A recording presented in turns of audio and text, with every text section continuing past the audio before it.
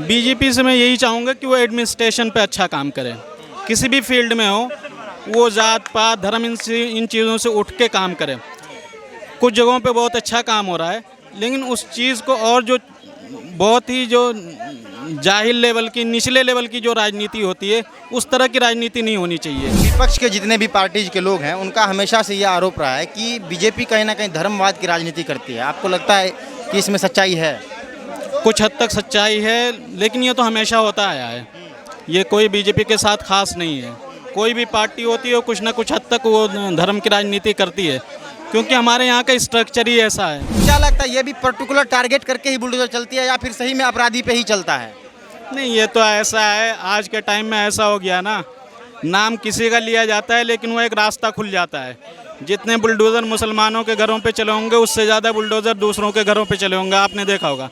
लेकिन मैं जो अभी भी एक मिनट रुकिए सर, जो ये चीज़ चल रही है, मैं इस चीज़ को सही भाई साहब कह रहे हैं कि मुसलमान के ऊपर ही कार्रवाई होती है। क्या वहाँ विकास दुबे के ऊपर कार्रवाई नहीं हुई? उसकी गाड़ी नहीं पलटे गई। भाई साहब ने बताओ मुसलमान कैसे रह गया है? अगर अतीक अहमद को लेकर ये इस बात को कह रहे हैं तो वहाँ विकास दुबे का भी मर्डर हुआ है, एनकाउंटर हुआ है।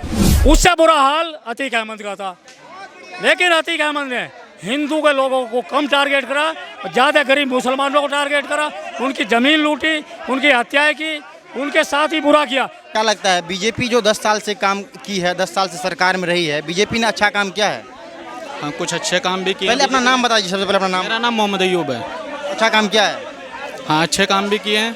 क्या क्या किया है सर अच्छा काम आपके हिसाब से? बहुत अच्छे काम किए हैं, जैसे करप्शन काफ़ी कम हुआ है, ठीक है। सड़कें बहुत अच्छी हो गई हैं, ठीक है। काम बहुत आसानी से हो जाते हैं, सेंट्रलाइज हो गए हैं बहुत सारी चीज़ें, ठीक है। अब बहुत सारी चीज़ें ऑनलाइन हो गई हैं, उससे काफ़ी आसानी हो जाती है। अच्छा सर, विपक्ष के जितने भी पार्टीज के लोग हैं उनका हमेशा से ये आरोप रहा है कि बीजेपी कहीं ना कहीं धर्मवाद की राजनीति करती है। आपको लगता है कि इसमें सच्चाई है? कुछ हद तक सच्चाई है, लेकिन ये तो हमेशा होता आया है।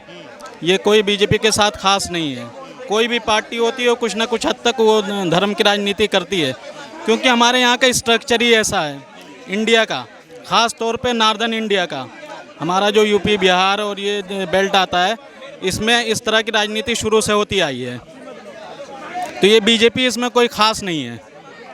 अच्छा 24 में क्या लगता है आप लोग किसको प्रधानमंत्री पद पे देखना चाहते हैं? नहीं, देखने का तो मैं किसी ईमानदार आदमी को देखना चाहता हूँ, जो ख़ास तौर पे हमारे नॉर्दर्न इंडिया में जो अच्छा काम कर सके।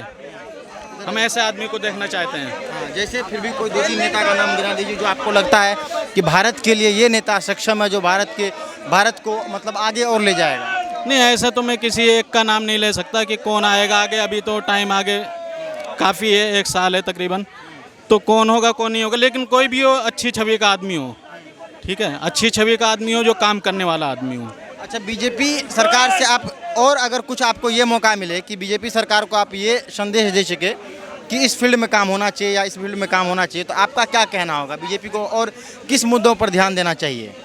बीजेपी से मैं यही चाहूँगा कि वो एडमिनिस्ट्रेशन पे अच्छा काम करे, किसी भी फील्ड में हो, वो जात पात धर्म इन चीज़ों से उठ के काम करे। कुछ जगहों पे बहुत अच्छा काम हो रहा है, लेकिन उस चीज़ को और जो बहुत ही जो जाहिल लेवल की, निचले लेवल की जो राजनीति होती है, उस तरह की राजनीति नहीं होनी चाहिए। जो एक्चुअल में जो राजनीति होनी चाहिए, जनता जो चीज़ चाहती है उनके फ़ायदे के लिए काम होना चाहिए। जैसे मैं यूपी से हूँ, ठीक है, यूपी का आम लोगों को जो पढ़ाया गया वही जानते हैं। आपने अवध रीजन का कभी नाम सुना है? अवध कौन सा रीजन है? लखनऊ से लेकर पटना तक का एरिया। आज़ाद भारत में आज तक तकरीबन 50 लोगों को भारत रत्न मिला है, 25% आपको इसी एरिया से मिलेंगे, ठीक है। आपको गोरखनाथ मंदिर वहाँ से मिल जाएगा, राम जी वहीं पैदा हुए। आपने भगवान बुद्ध का नाम सुना होगा, वहीं पे पैदा हुए, ठीक है। आपने बाब्स तंजीम का नाम सुना है? बिरला मंदिर जिन्होंने बनाया है, ठीक है। बच्चू पांडे, उनका नाम सुना है? वहीं पैदा हुए। ये सारा इतने बड़े बड़े लोग वहाँ पे पैदा हुए, लेकिन वो रीजन आज सबसे पिछड़ा रीजन है। तो ऐसे हमें सोचना है क्यों वो सबसे पिछड़ा रीजन है।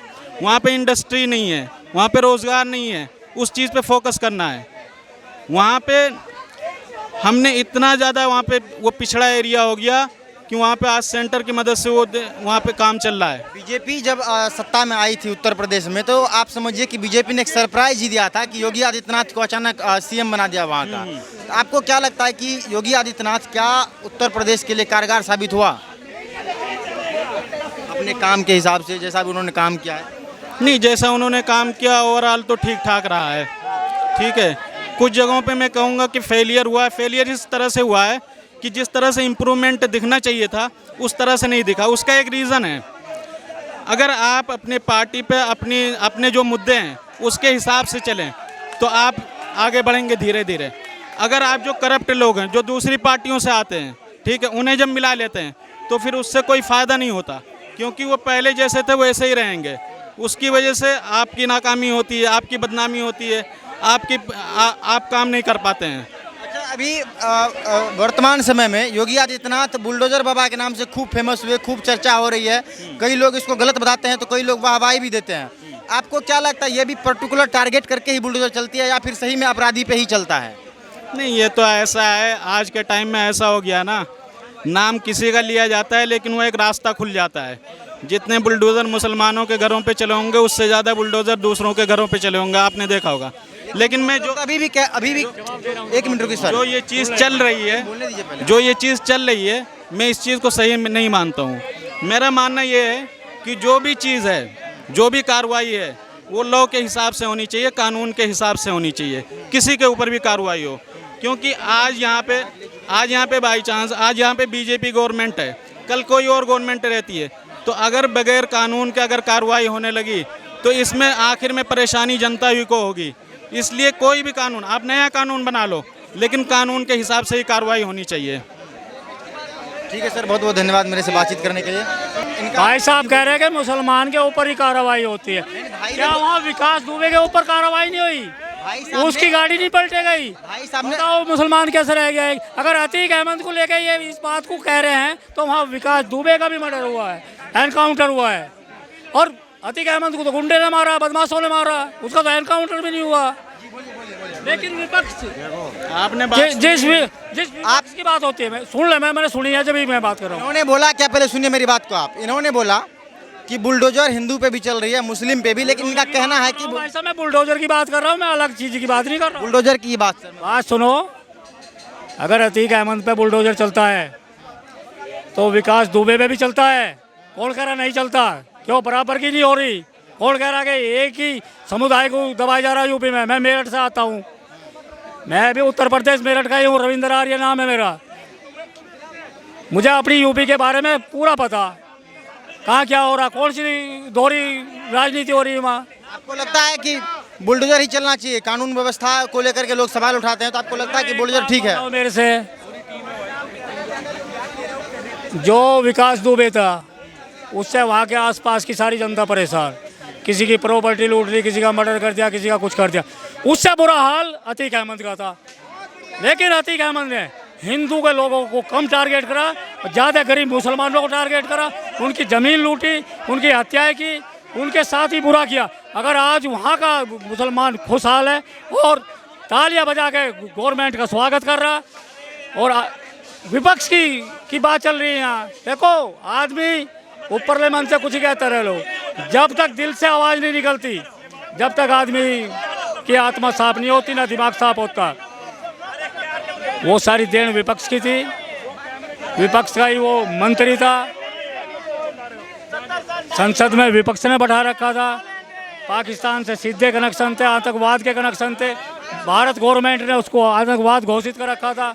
तो अब बताओ, अब जब इतनी बात है, 50 लाख की वांटेड है साजिशा, यानी कि अतीक अहमद की घरवाली 50 लाख की वांटेड है। क्यों नहीं भाई पेश कर देते ये लोग उसको? क्यों नहीं पेश कर देते? दोहरीकरण की राजनीति बता रहे हैं।